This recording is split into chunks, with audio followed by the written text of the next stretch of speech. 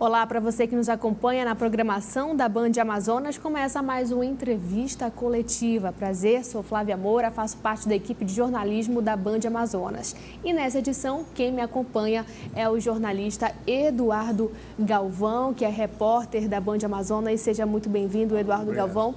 E também a jornalista e âncora da rádio Band News FM, Samara Souza. Muito obrigada, Samara, pela sua presença.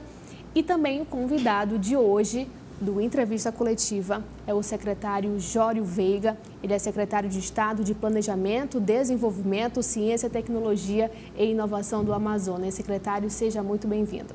Muito obrigado. Boa noite, Samara. Boa noite, Flávio. Boa noite, Eduardo. Boa noite a todos. É um prazer estar aqui com vocês e vamos tentar esclarecer alguns pontos que a gente tem para o governo. Exatamente, a gente já começa falando quais são as responsabilidades da CEPLANCT.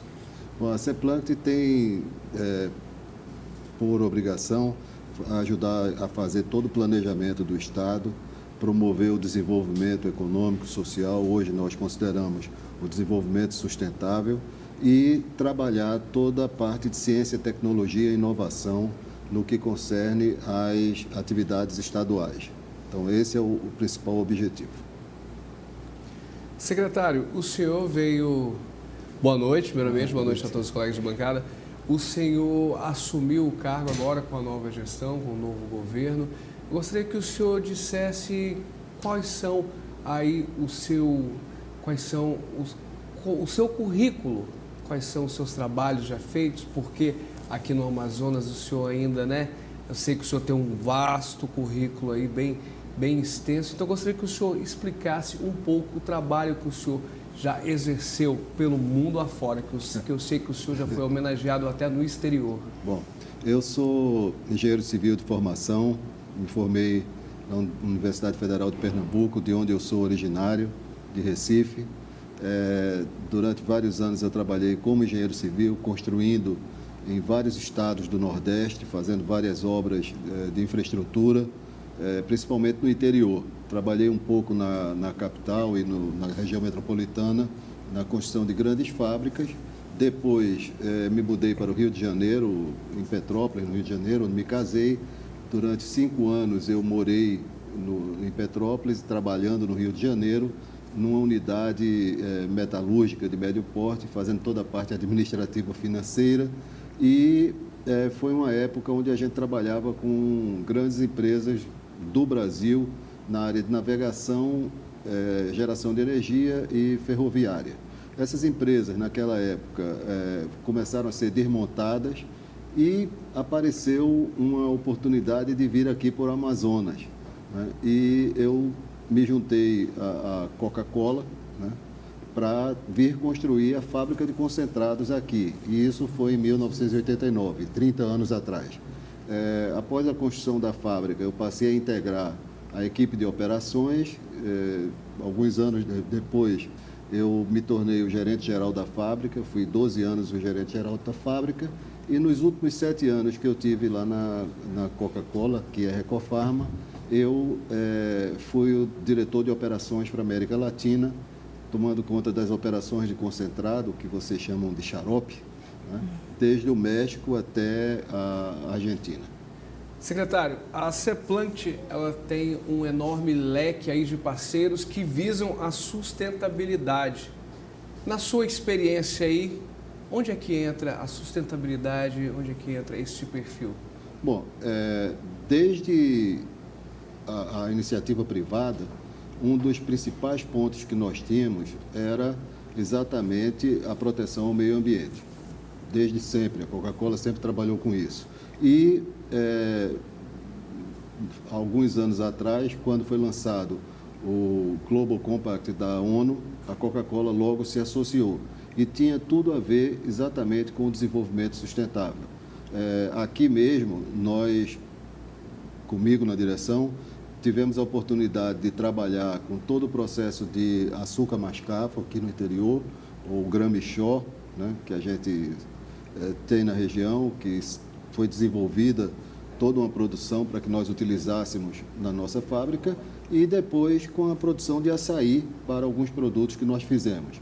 Então, esses são exemplos do que a gente tem aqui na terra e nas demais fábricas todas nós tínhamos ações sempre nesse sentido, tornar a companhia neutra em termos de uso de água, zero lixo para o aterro sanitário. Essas já eram iniciativas, além de minha própria formação, onde eu sempre fui muito consciente e preocupado com a sustentabilidade. A sustentabilidade, perdão por me estender um pouquinho, envolvendo o desenvolvimento econômico, o desenvolvimento social e o meio ambiente, né? Esse equilíbrio é que faz com que as coisas funcionem. Isso faz parte, talvez até do meu DNA, isso que eu sempre busquei. Agora, secretário, qual é o maior desafio dentro de um governo novo? O senhor está assumindo, né, a CEPLANT, e dentro de um governo que tem que segurar recursos. Como planejar, como investir em ciência e tecnologia diante disso? Bom, primeiro, a gente não pode se furtar a planejar. Eu acho que o mais importante é a gente pensar grande e pensar longe, para ter uma rota a percorrer.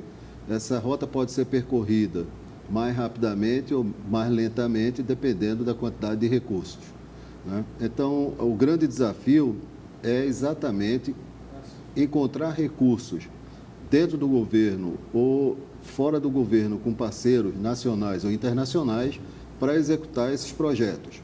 Talvez não vamos fazer 20 projetos, vamos fazer 10, mas não vamos ficar parados. E dentro do governo, claro, nós temos que respeitar, antes de mais nada, o cidadão, né, contribuinte, que quer ver seu dinheiro bem aplicado e quer ver suas necessidades bem atendidas. Então, a prioridade, sem dúvida, é atender o cidadão, e as áreas de saúde, educação e segurança são áreas críticas, e tampouco podemos deixar de cuidar dos próprios servidores do Estado. Então, essas áreas são as principais, e as outras nós vamos buscando recursos e nos associando com parceiros, seja Banco BID, por exemplo, Banco Interamericano de Desenvolvimento, o próprio PNUD, para desenvolver ações no interior e auxiliar na aceleração dessas ações. Então, tudo isso, todas essas são opções. A Amazônia é o foco do mundo e, por isso, tem recursos disponíveis. Cabe a nós encontrar onde estão e fazer com que esses recursos cheguem aqui e sejam bem aplicados. Secretário, essa semana nós recebemos a visita do presidente da República, Jair Bolsonaro, e ele chegou a afirmar que vai legalizar os garimpos no Brasil. Então, assim, se tratando de Amazônia, como é que o senhor vê essa declaração? Esse é um dos pontos muito importantes, porque o garimpo não legalizado faz com que nós percamos muita receita e que haja violência naqueles garimpos, que haja um descontrole, haja a falta da preservação do meio ambiente, tudo isso. Ao legalizar, seja em terras indígenas ou não, nós passamos a ter o controle e disciplinar todo o processo. A ideia não é atrapalhar a pessoa que quer extrair, mas fazer com que extraia dentro dos preceitos legais, contribuindo para a sociedade e não fazendo contrabando desse minério, desse ouro ou dessa gema que é encontrada e levada por outros meios para outros países e que não beneficia em nada o nosso país nem a nossa região. É possível chegar até essas empresas para legalizar algo que já está há muito tempo aí, tão na ilegalidade? Sim. Hoje nós vivemos um outro momento e esse outro momento permite que a gente tenha essa aproximação. Então, uma vez que a lei permita, muitas dessas pessoas que estão fazendo esse trabalho querem vir para esse lado, porque é um exercício de temor diário que eles têm de serem descobertos, que a polícia chegue e tudo isso. Na hora que eles podem exercer essa função de uma maneira legal e se beneficiar também do aparelho do Estado, evidentemente que a gente vai poder fazer alguma coisa boa. Vão haver alguns que não querem? Talvez, mas cabe a nós trabalhar de uma maneira adequada para que eles também se juntem aos que querem fazer da maneira correta. O senhor acredita que essa seja uma tarefa fácil ou não? Não. Nada nesse ramo é fácil, tem toda uma cultura que vem de longe, que não permite, e é uma transição muito grande. Até hoje não é permitido. Inclusive com os ambientalistas, né, secretário? Também com os ambientalistas, exato. Agora, onde há pobreza, há mais desmatamento. Isso é importante notar. Então, a gente não pode permitir a pobreza. E o que é que acontece? Esse pessoal, tirando essa riqueza e levando de contrabando, só quem perde é quem mora por ali.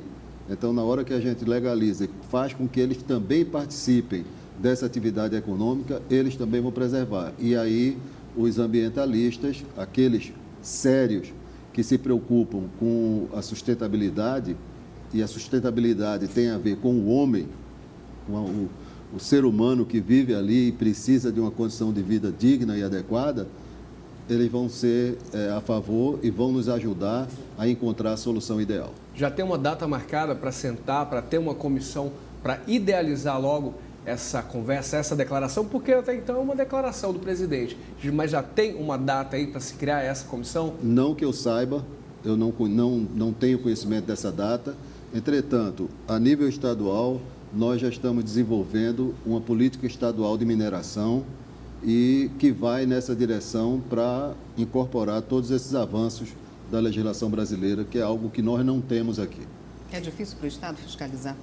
É sempre difícil, especialmente num estado de dimensões tão grandes como o nosso, cheio de entradinhas de rios e floresta compacta, que é bom por outro lado, mas é difícil e demanda conhecimento da matéria, demanda, importantíssimo, cooperação entre os vários órgãos, sejam eles do governo municipal, estadual ou federal. Sem cooperação e entendimento, aí sim é muito mais complexo, provavelmente impossível. Mas quando há cooperação, tudo é possível. Secretário Jório Veiga, secretário da CEPLANCT, a gente vai para um breve intervalo e volta daqui a pouquinho com mais perguntas, mais sabatinas dos nossos repórteres da Band Amazonas.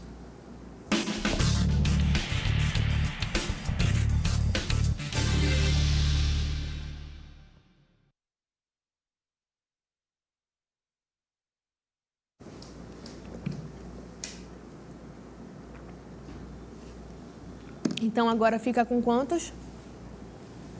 Parece que eu estou falando sozinha, né? Mas estou falando lá. Secretário do Baião Sul.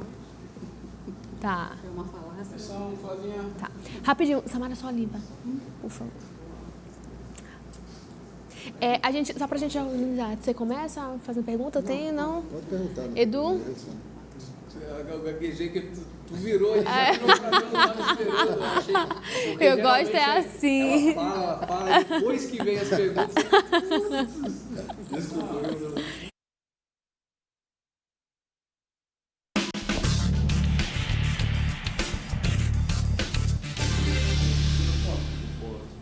Secretário Jório Veiga é o entrevistado de hoje do Entrevista Coletiva. Agora há pouco nós estávamos falando sobre a questão, né, do que o presidente Jair Bolsonaro falou em relação à legalização dos garimpos aqui no Brasil. Mas recentemente agora teve uma reunião de indústrias ocorridas na FIEAM, né? E o presidente do CIEAM, que é o Centro da Indústria do Estado, Wilson Périco, afirmou que estava na hora de deixar de dançar com o anão no palco.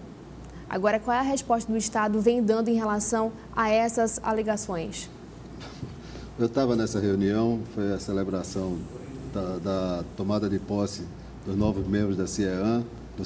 Eu mesmo fui conselheiro do CIEAM há muitos anos e eu acho que foi uma provocação inapropriada até naquele momento, porque a verdade é que o governador tem tomado ações muito sérias e até se desgastado politicamente, exatamente porque faz as coisas que têm que ser feitas para consertar o Estado. Ninguém está aqui para agradar somente. Ele e a equipe dele, estamos todos imbuídos em consertar o Estado. Assumimos o Estado 6 meses atrás com uma dívida enorme, um déficit de 3 bilhões de reais, grande parte disso em função de aumentos dados na folha de pagamento no fim do governo passado. Cada um tem suas razões, mas a verdade é que o orçamento do Estado não comportava, e isso tem levado a decisões muito duras. Entretanto, apesar disso, tem muita coisa que está sendo feita, basta olhar a própria saúde, a reativação ou ativação de várias unidades nos hospitais. Hoje não se fala mais em falta de remédio, as estradas que estão sendo consertadas e retomado, tanto a construção da M070, a recuperação da M10, talvez não seja tão visível aqui porque está vindo do interior para cá, e não daqui para lá. E o cuidado que se teve durante essa cheia, a educação se organizando toda. Então, tem muita coisa sendo feita que vem ao encontro das necessidades da população. Não se faz mais por absoluta impossibilidade. Agora, o importante é preparar o Estado para que a gente possa, mais adiante, ter os resultados que precisa. A gente não pode continuar mantendo o que vinha sendo feito, né? A economia está andando de lado, como eu digo sempre, crescendo a 0,5%, 0,6%. A gente sofre mais ainda na Zona Franca. A arrecadação fica praticamente estável. As despesas subiram, a gente tem que controlar. Então, tem que se fazer o que é possível. O que a gente gostaria de fazer era muito mais, mas temos que ser responsáveis. Então, essa afirmação, ela não é... Acho que não é o caso de fazer. E eu tenho certeza que o Wilson, de maneira nenhuma, quis agredir o governador, pelo contrário. O governador sempre tem atendido as indústrias, ele tem reuniões permanentes e periódicas de maneira frequente com as indústrias e com todos os segmentos econômicos, exatamente para ouvir, que é coisa que é raro nos políticos. Então, ele é muito bom nisso, ele ouve muito e, a partir do que ele ouve, ele toma as decisões. Secretário, o Plano Dubai é um sonho, uma falácia, uma pavulagem, como falaram já estudos sobre o Plano Dubai, e ele pode ou não, né, substituir Zona Franca ou pode andar junto num futuro muito distante? Vamos lá. Primeiro, nós não abrimos mão da Zona Franca. A Zona Franca tem que continuar. No curto ou médio prazo, é o modelo econômico que nós temos. O Plano Dubai, ele foi nomeado assim por um repórter da Folha, e em função de uma conversa que houve com o secretário Carlos da Costa, e até durante um almoço, alguma coisa assim, mas, na verdade, o Plano Dubai é o que todos os economistas daqui têm falado sempre, que é o desenvolvimento de outros vetores econômicos que nos ajudarão, eu quero deixar bem claro, nos ajudarão a modificar a conformação do Produto Interno Bruto do Estado do Amazonas. Hoje, 82% do PIB é ligado à Zona Franca de Manaus. Nós estamos trabalhando, e aqui vem já em parceria com organismos internacionais, mas, de novo, muito importante, utilizando o conhecimento local, dos economistas locais, dos técnicos locais, das universidades locais, para desenhar um plano de longo prazo, e daqui longo prazo não é 3 anos nem 4 anos, estamos falando de 12, 15 anos, 20 anos, para fazer uma transformação, onde a mineração, a piscicultura, o turismo, muito importante, a economia digital, o Polo Digital de Manaus está se falando todo dia, a bioeconomia, né? Tratar da biodiversidade de uma maneira diferente, a revitalização do Polo Industrial de Manaus. O Polo Industrial de Manaus hoje é muito centrado em poucos produtos que já existem há muito tempo, a gente não sabe até quando continuam. Temos que trazer um portfólio de produtos moderno, com novas tecnologias e que tenham uma vida longa, porque os que a gente tem, a gente não sabe por quanto tempo vão estar aí. Então, só para exemplificar, o processo de energia renovável, energia solar. Produzir aqui equipamentos de energia solar no momento em que esse mercado está começando a despontar, seria excelente, estamos buscando isso. tratar desse ponto é muito importante. O setor do agronegócio, o setor primário e, eventualmente, o polo naval são as áreas onde a gente tem grande possibilidade de desenvolver. Agora, primeiro, nós não podemos fazer tudo isso ao mesmo tempo. O que nós vamos fazer é analisar o potencial de impacto positivo na economia e no aspecto social de cada um desses setores, quanto isso gera de emprego, gera de renda, se está aqui na capital ou se vai para o interior, para começar a trabalhar por aí, por setores, não dá para fazer tudo. É por isso que eu digo, demora um tempo grande para você transformar. Não é fornecer, quando eu falo piscicultura, não é fornecer peixe para a cidade de Manaus. Estou falando de piscicultura para exportar peixe para o resto do mundo. Existe uma deficiência de proteína animal no mundo. Então, é necessário ter uma coisa muito profissional, com grandes investimentos.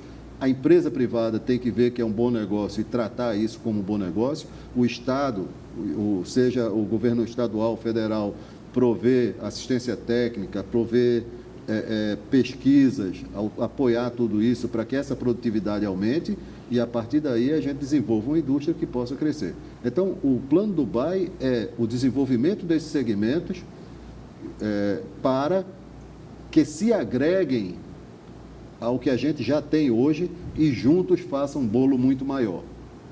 Hoje, o PIB que a gente tem, o Produto Interno Bruto do Amazonas, é grande, é mal distribuído, ainda é mal distribuído, está muito concentrado na cidade, nós temos que mudar isso. 90% do que se produz no estado é aqui na cidade, de riqueza, a gente tem que levar para o interior, só 10% atende 50% da população, e a gente tem que fazer esse bolo crescer, porque aí sim a gente vai dar a vida que o nosso irmão lá do interior precisa e merece.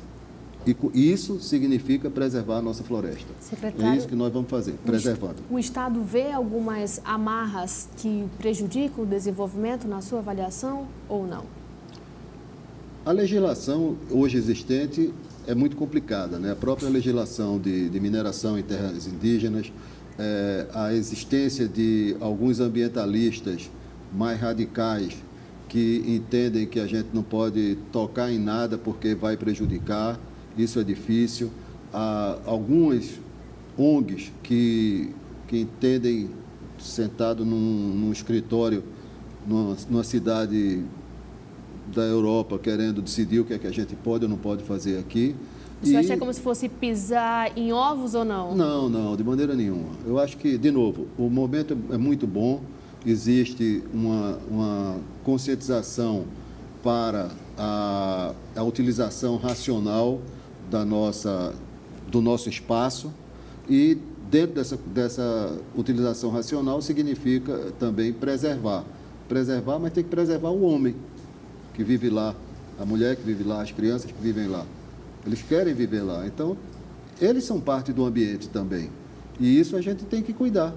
Então, secretário, unidades de conservação acabam prejudicando o desenvolvimento do Estado.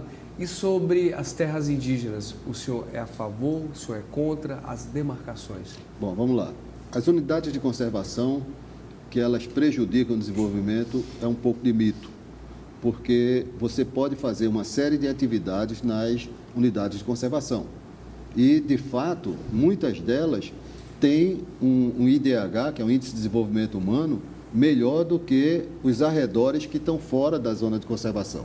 Então, elas podem ser uma boa solução, são uma boa solução, mas nós temos que, antes de criar outras, talvez, fazer com que as que existem sejam um brinco, né? Que sejam o melhor possível, até que sirvam como exemplo para outras que venham a ser criadas. E eu já vou falar sobre a criação de outras. A questão das terras indígenas, elas podem ser demarcadas ou podem ficar como estão. O importante é permitir que haja exploração econômica legal, com a autorização e em acordo com os indígenas, para que eles se beneficiem. Muitos deles vivem na miséria e têm uma riqueza enorme. Então, todo mundo pode se beneficiar preservando o ambiente, dando uma melhor condição de vida aos nossos indígenas e gerando mais riqueza para o país. Então, isso é muito importante.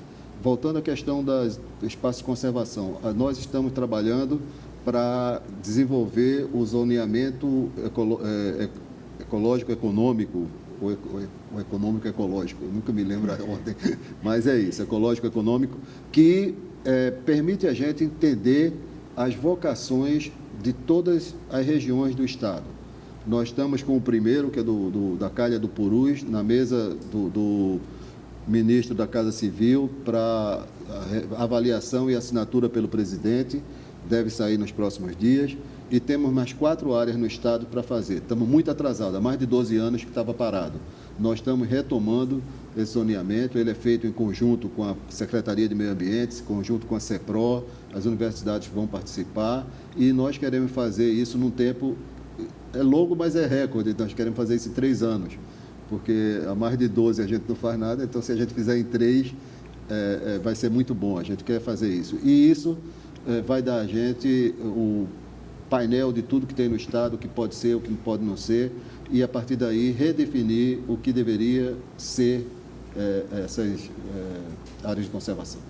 Trouxe esperança a vinda do ministro da Economia para o Amazonas, se bem que ele não se comprometeu com nada, ele ficou ali na beira, ele é muito contido, mas qual é a análise que o senhor faz da vinda dele aqui? Eu acho que ficou muito claro, não só no discurso dele, como também do próprio presidente e do secretário Carlos da Costa, e à noite, de novo, na reunião da Federação das Indústrias, do dia que ele esteve aqui, a importância da Zona Franca dentro do modelo brasileiro, né?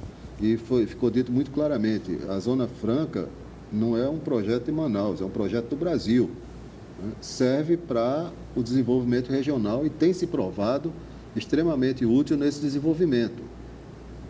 O que ele propõe é que esse modelo seja melhorado, que ele tenha suas vantagens mantidas, mesmo com a reforma tributária. Essa é a proposta, ele não quer mudar isso. Agora, cabe a nós, que vivemos aqui, criar as alternativas que se somem a essa Zona Franca, que já deviam ter sido desenvolvidas. E, por 1 milhão de razões, não foram. Então, nós estamos ficando sem tempo, né? Temos que correr para que isso continue e que a tecnologia não nos atropele. Então, as coisas funcionam muito rápido hoje em dia, então a gente tem que andar rápido, como eu disse, melhorar a qualidade do que a gente faz no distrito industrial, melhorar a produtividade e desenvolver as atividades que se incorporarão a essa matriz econômica de que existe hoje. Secretário Jório Veiga, muito obrigada pela participação no entrevista coletiva aqui na Band Amazonas. Infelizmente, nosso tempo é curto, mas é claro que é super importante para a gente pontuando algumas coisas, né? Muito obrigada pela sua participação. Obrigada também, Eduardo Galvão, repórter da Band Amazonas, e também a nossa convidada, Samara Souza, âncora da Rádio Band News FM. Muito obrigada, Samara, e também obrigada pela sua audiência aqui nessa edição do Entrevista Coletiva. Para você, uma ótima noite e até a próxima edição.